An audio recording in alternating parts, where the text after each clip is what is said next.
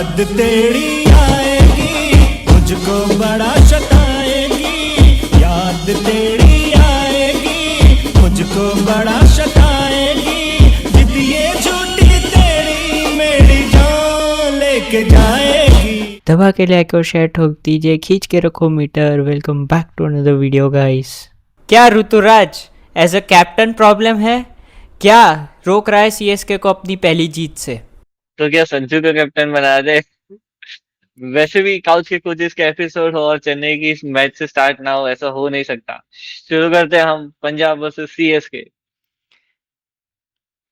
भाई हाँ। पता नहीं कि सीएसके को क्या रोक रहा है अपनी पहली बैटिंग से। उनका मैनेजमेंट भी रोक रहा है, उनके ओपनर्स भी रोक रहे हैं, उनके बॉलर्स भी रोक रहे हैं, और अब तो लग रहा है फील्डर्स भी रोक रहे हैं भाई। मतलब पूरे सीएसके ऐसे टीम की वाट लग चुकी है। पहले तो उनकी बैटिंग ओपनिंग ही फ्लॉप हो गई। जो संजू और ऋतुराज को हाइप किया था, पता नहीं कहाँ दिख ही नहीं रहे मेरे को तो वो संजू ऋतुराज। संजू भाई मतलब मैच पर मैच थाला को रिस्पेक्ट दिए जा रहे हैं। 7 बॉल 7 रन। पर भाई मैं संजू को कुछ नहीं बोलूंगा। संजू भाई पूरा आईपीएल सीजन रन ना बनाए चलेगा भाई। उसने वर्ल्ड कप में जो बंदे ने काम किया, ही अर्न माई रिस्पेक्ट। भले पूरा सीजन जीरो पे आउट हो, क्या फर्क। हाँ, वैसे भी वर्ल्ड कप ज्यादा इम्पोर्टेंट है ना सीएसके ऑब्वियसली की टीम भाई। से। पर और ऋतुराज हाँ और ऋतुराज। ऋतुराज गायकवाड़ भाई, क्या लगता है इस सीजन हाइप नहीं रहा? मतलब क्वालिटी बैट्समैन सबने बोला, सबने देखा भी, पर डोमेस्टिक का परफॉर्मेंस इतना अच्छा ही नहीं किया। फैंस चिल्लाते रहते हैं भाई, टेस्ट में मौका दो, यहाँ मौका दो, पर इस सीजन, लास्ट सीजन भी कोई परफॉर्मेंस नहीं था, इस सीजन भी परफॉर्मेंस नहीं आ रहा। मुझे लग रहा है कि सबसे पहले तो ऋतुराज को अपने बैटिंग पे फोकस करना चाहिए। उसका ना, मेरे को ऐसा लग रहा है कि ड्यू टू कैप्टनशिप उसका बैटिंग भी अच्छा नहीं हो रहा है।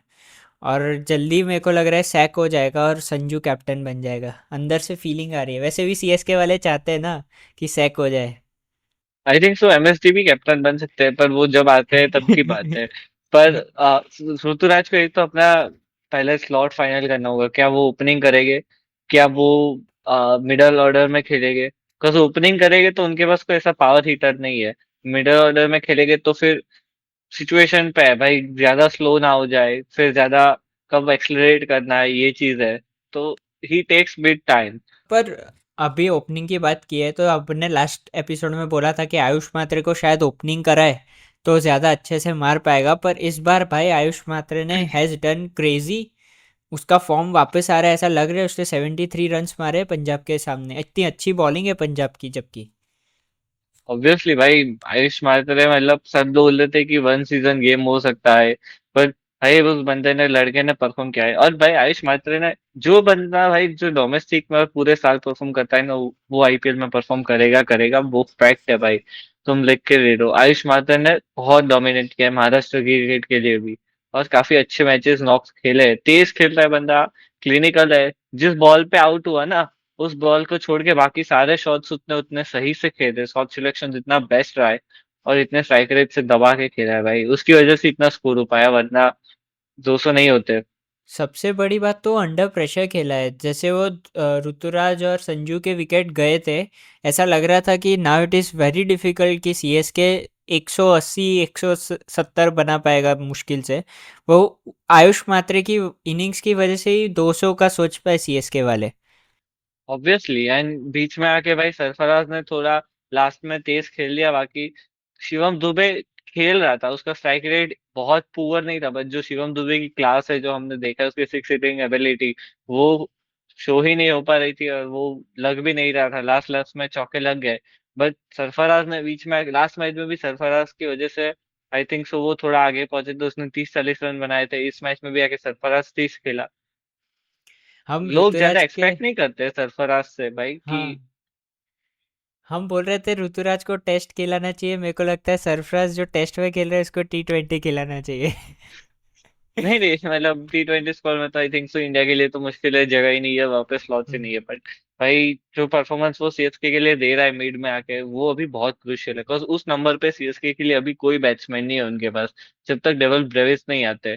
और उस नंबर पे आके ये ऐसा परफॉर्म करना बहुत सही चीज है भाई। डेवल ब्रेविस आने के बाद थोड़ा सेटल इन हो सकता है, पर एक बंदा कितना ही कर लेगा भाई, कितना ही मैचेस आपको जिता लेगा। दुबे को भी साथ से साथ में रिस्पॉन्सिबिलिटी लेनी पड़ेगी, और उनको देखना पड़ेगा कि उनके फिनिशर्स कौन है। क्या कार्तिक शर्मा और प्रशांत वीर ही उनके फिनिशर्स है, या वो लोग मैथ्यू शॉट की तरफ जाएंगे तो उनका सेकंड बैटर है, फॉरन ऑप्शन है।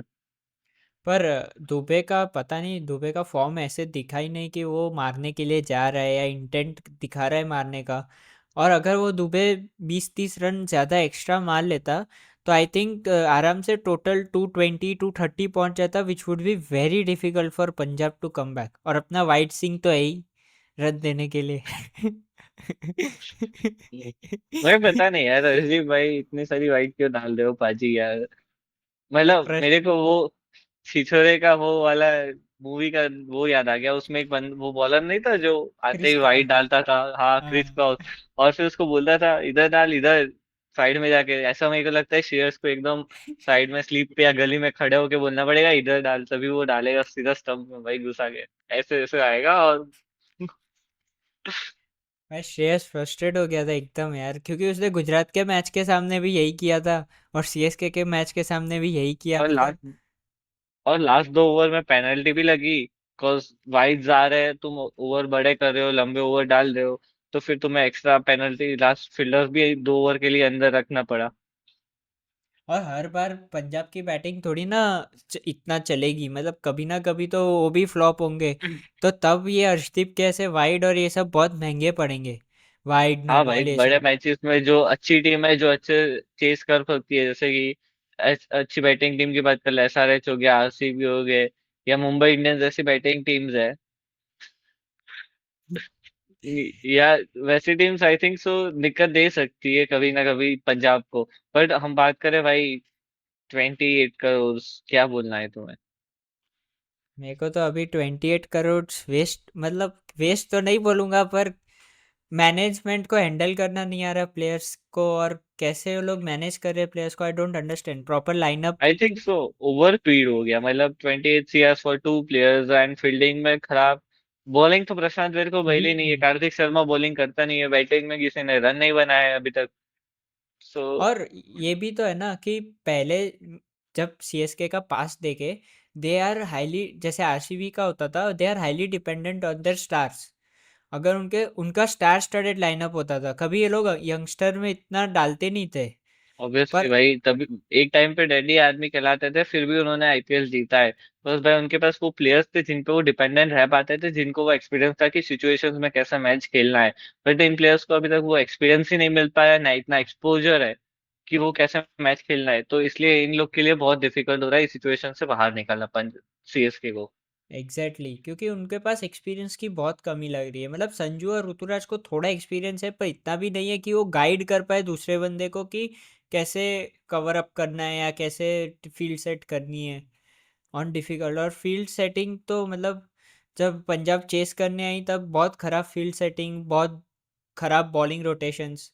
बात करेंगे आगे उसके ऊपर। चहल का ओवर्स बहुत क्रूशियल थे। चहल ने बहुत अच्छी ओवर डाली, 3 ओवर में 2 विकेट दिए लिए, और आई थिंक सो बहुत इकोनॉमिकल, 7 की इकोनॉमी से रन दिए। तो बहुत क्रूशियल थे भाई ये, टारगेट सेट करने में चहल के ओवर्स काफी क्रूशियल थे। एंड मार्को एंडरसन भी काफी अच्छी बॉलिंग डाल रहा है। तो ये जो बॉलर्स तो पंजाब के ऐसे 8 ओवर ऐसे मुट्ठी में फिक्स करके चलते हैं। और मैं ये भी सोच रहा था कि जैसे चहल इतनी अच्छी बॉलिंग कर रहा है ना, तो जैसे वरुण पिटा रहा है, वरुण दो मतलब 4 ओवर में 30, या मतलब they are attacking batsman are literally attacking Varun. तो उसकी जगह अब चहल भी एज अ ऑप्शन बहुत उभर के आ रहे हैं, उनको भी खिला सकते हैं इन फ्यूचर। देखते हैं कैसे होता है, क्या पर हमें अगर कुलचा हम वापस दिखने को मिलेगा। अगर हम बात करें स्पेसिफिकली कि भाई विजय कुमार वैश्य, भाई उस हम्म। बंदे ने मतलब इम्प्रेस किया। लास्ट सीजन उसने गुजरात के सामने सरफेंड रदरफोर्ड को वाइड यॉर्कर्स डाल डाल के परेशान किया था। परेशान। एंड भाई काफी ऐसा लगा कि मेरे को कि ठीक है, उतना बॉलर नहीं है, ज्यादा देखा नहीं कैसे डालेगा, एक्सपीरियंस की कमी है। बट भाई इस सीजन दोनों मैच में बहुत क्रूशियल रहा है, बहुत प्रॉपर लाइन लेंथ, और उसकी स्लोअर वन, स्लोअर कटर्स जो डेप होके आती है भाई, वो बैट्समैन के लिए हिट करना बहुत मुश्किल है। फुल टॉसेस पे भी वो उसको हिट नहीं कर पा रहे बैट्समैन, तो काफी इम्प्रेसिव है। तो ये एक और, जब अजदीप के फॉर्म खास करके नहीं चल रहा, जब वो 4 ओवर में 40 के आसपास दे रहा है, स्टार्टिंग के पावर प्ले में अजदीप जो विकेट लेने के लिए जाना चाहता है वो नहीं ले रहा, तो Vijay Kumar Vaisha is playing an key role right now here. Exactly उसका रोल ही मतलब इम्पैक्ट कर रहा है और मेरे को लग रहा है कि स्लो पिचेस पे ज़्यादा कर रहा है, जैसे मुल्लापुर है जो पंजाब का होप ग्राउंड है, या चेपॉक है। अभी पिच उन्होंने चेंज ऑब्वियस। किया है पर तब भी थोड़ी स्लो है, तो वहाँ पे उसके स्लो वंस परफेक्टली डिप होके वर्क कर रहे हैं प्लेयर उसके लिए। और पंजाब के लिए गुड न्यूज ये है कि अभी इतना सही से काम चल रहा है उनका, तो जब कूपर कॉनली बॉलिंग करना स्टार्ट कर देंगे तो आई think so they would be a good proper perfect team भाई, एकदम स्ट्रेंथन टीम लग जाएगी। एंड उनके पास बैकअप ऑप्शंस बहुत है भाई, लॉकी फर्गसन है, अजमतुल्ला उमर जाई है भाई, मतलब भर भर के अच्छा ऑप्शन करो ना तो दिखता है कि why were on top and why were on last. Exactly. तो चलो अभी बात बैटिंग का बात करते हैं, हाँ भाई पंजाब की थोड़ी बैटिंग पे हमें बात करनी चाहिए जो Priyansh Arya, crazy. I mean एकदम आई हेड्स ऑफ टू हिम, क्या बैटिंग की है उसने। बिना 11 बॉल में गंदा थर्टी उठा के नाइन मारा भाई उसने, मतलब ऐसा लग रहा था कि एक टाइम के लिए वो सीएस के बॉलर्स को डरा रहा है भाई, ये 210 टारगेट क्या है, इसको तो हम 15 ओवर में चेस कर देंगे। भाई बट लिटरली मैं अपने दोस्तों को देख रहा था, फट रही थी भाई उनकी कि क्या बॉलिंग डाल रहे हो तुम भाई, इंटरनेशनल बॉलर जैसे मैट हेनरी हो गया, अंशुल कंबोज जो इंडिया के लिए टेस्ट में खेल रहा है खलील भाई, अहमद हो मतलब गया। खलील अहमद हो गया, तो इन सबको ऐसे आके पिट रहा है। लास्ट सीजन बहुत अच्छा गया था, प्लेयर चला गया, 500 सेंचुरी प्लस भी रन करी थे थी आई थिंक उसने तो। सीएसके में, हाँ, हाँ। आज भी मेरे को लगा उसी मूड में है भाई। पर उसकी बैटिंग ने सबसे ज़्यादा गेम चेंज किया है सीएसके के लिए, अरे आई मीन हाँ सीएसके के लिए, क्योंकि वो लोग की बॉलिंग उनकी बोल रहे थे कि अच्छी करेंगे, डिफेंड कर सकते हैं, बट द द वे उसने स्टार्ट किया, जबकि प्रभ सिमरन नहीं मार रहा था, प्रियांश आर्या ने क्या मारा है, मज़ा आ गया मेरे को उसकी बैटिंग देख के। हाँ परफेक्ट भाई शॉट, प्रभ परफेक्ट सिमरन स्ट्रोक। एकदम ऋतुराज को कंपटीशन दे रहा था भाई इस मैच में। पर तब भी प्रभ सिमरन नूर को अच्छा मार रहा था, नूर को रीड कर पा रहा था। और मुझे ऐसा लग रहा है कि सीएसके को नूर को क्या बोलते हैं बॉलिंग देनी चाहिए थी पावर प्ले में, जब जब रन ज़्यादा पड़ रहे थे प्रियांश आर्या की तरफ और से। भाई नूर की बात करें तो नूर के विकेट्स ना लेना फॉर सीएस के विकेट लेस देना इस बिग वरी भाई, तुमने उसको इतने सारे पैसा दिया है एंड 4 ओवर में डाल रहा है। लास्ट मैच में भी आई थिंक सो नूर का उतना खास परफॉर्मेंस नहीं रहा था, इस मैच में भी भाई अब वो ही एक तुम्हारा स्टार बॉलर है, तुमने वही। जाडेजा को ऑलरेडी दे दिया है राजस्थान को, सैम करन को राजस्थान दे दिया भाई। अब तुम्हारे पास बॉलर्स नहीं है, ऑप्शन स्पिनर्स में तुम्हारे पास एक बेंच पे है श्रेयस गोपाल, बट तुम उसको कहाँ खिलाओगे भाई, तो नूर एक तुम्हारा स्पिनर है अच्छा, जो जिसे तुम एक्सपेक्ट कर सकते हो। तो फिर I think so Noor should perform और they should replace him by Akeal Hosein, West पर इंडीज का बॉलर जिसने पर वो लोग, अच्छा हाँ, परफॉर्म किया I think so World Cup में। पर वो लोग ने इस बार राहुल चहर को खिलाया जो एक स्पिनिंग ऑप्शन था उनके लिए, ठीक है अच्छा नहीं डिसअपॉइंटमेंट। गया इतना, पर उन्होंने ट्राई तो किया एटलीस्ट एक स्पिनिंग ऑप्शन खिलाने का।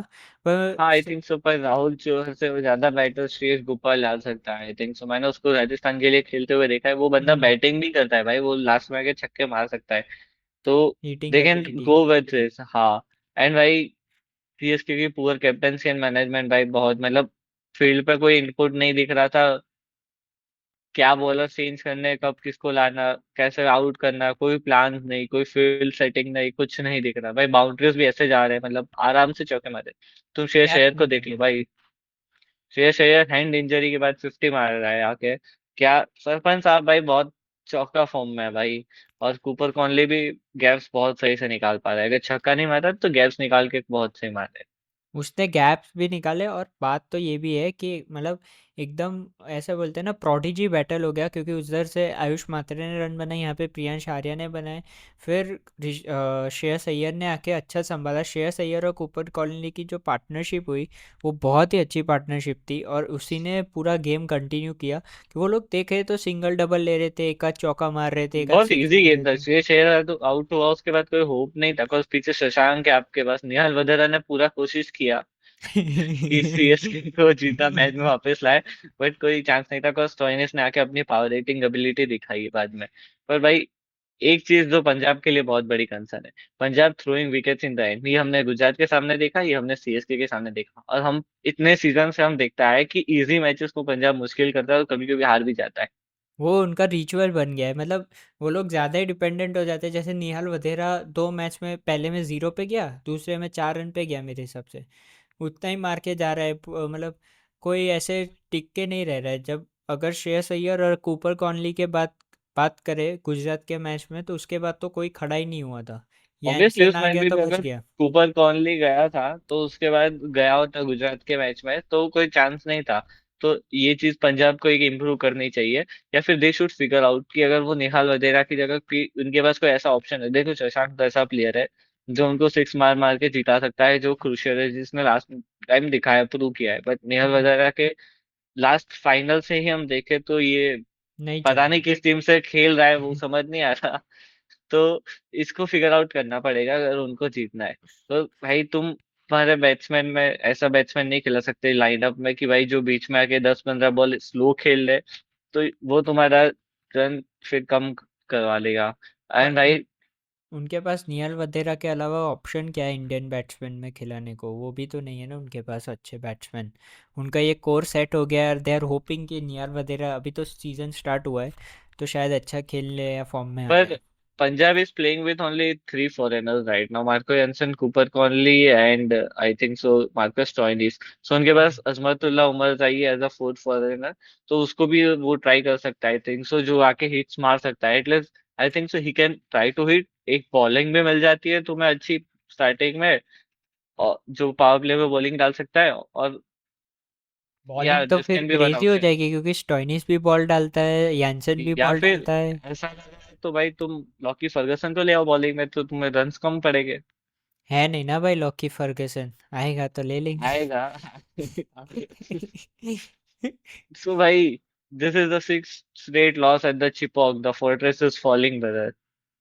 एग्जैक्टली, मतलब चेन्नई को फिगर आउट करना पड़ेगा कि चेपॉक, उनका तो चेपॉक में 9 लॉस का स्ट्रिक चल रहा था और अभी 6 लॉस बैक टू बैक भाई आ गए। उनका होम ग्राउंड ऐसा गढ़ कहलाता था, उसको एकदम तोड़ दिया भाई। मतलब कोई इज्जत नहीं रही, कोई कुछ नहीं है भाई। लास्ट सीजन भी इतने मैचेस हार है, इस सीजन भी रिकॉर्ड्स बना रहे हैं। तो लेट्स सी कब कम बैक कर पाते हैं। They need to improve so many things, they need to tick so many boxes. तो अगर एक आध दो मैच जीत जाता है आने वाले, तो ऐसा नहीं है कि उनके लिए चीजें सही हो जाएगी, बिकॉज बहुत चीजें सही करनी है भाई। आने वाले मिडिल नहीं ऑर्डर। जीतने चाहिए भाई, आरसीबी के सामने, और तो उसके बाद जीटी के सामने आने वाले नहीं जीतने चाहिए। नहीं भाई नहीं, आने वाले दो नहीं जीतेंगे, उसके बाद से देखते हैं। बढ़िया है भाई, देखते हैं अभी ये लोग क्या करते एक हैं बार फ्लैट। देख लेते हैं क्या रैंकिंग है भाई। पंजाब एट द टॉप, दो में से दो जीत के चार मैच पॉइंट्स के साथ। RR at the second, RCB at third, DC at fourth, MI at fifth, SRH at six.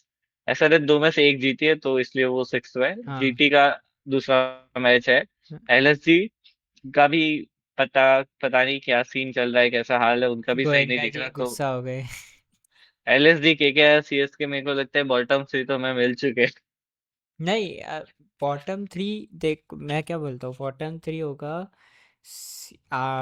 I think R R R can go bottom three. नहीं भाई, आरा नहीं जा सकता। आरा सेकंड नंबर पे भाई, इतना भी नहीं गिरेगा भाई, धड़ाक देके ऊपर से ऐसे फ्री फॉल हो जाएगा क्या आरा का।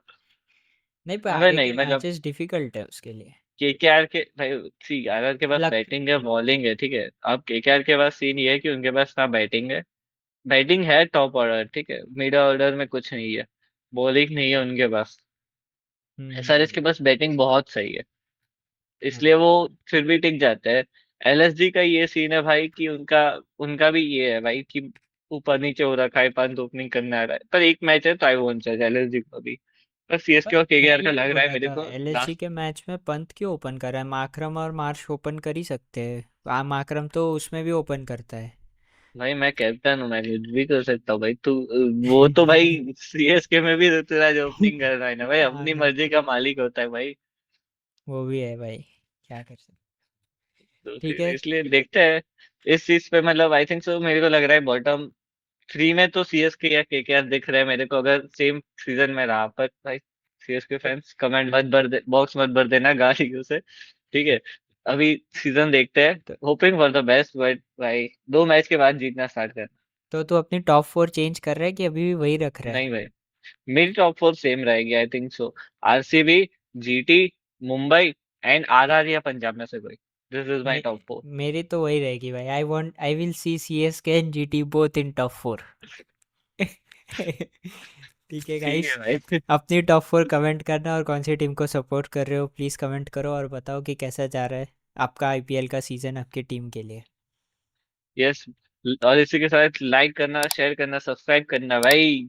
ढील नहीं देनी भाई, पूरा एकदम ठोक दबा के के रखो रखो भाई, भाई। खींच के रखो। चलो चलो 100 मिलते हैं। सब्सक्राइबर्स इधर आगे। चलो, बाय बाय। याद तेरी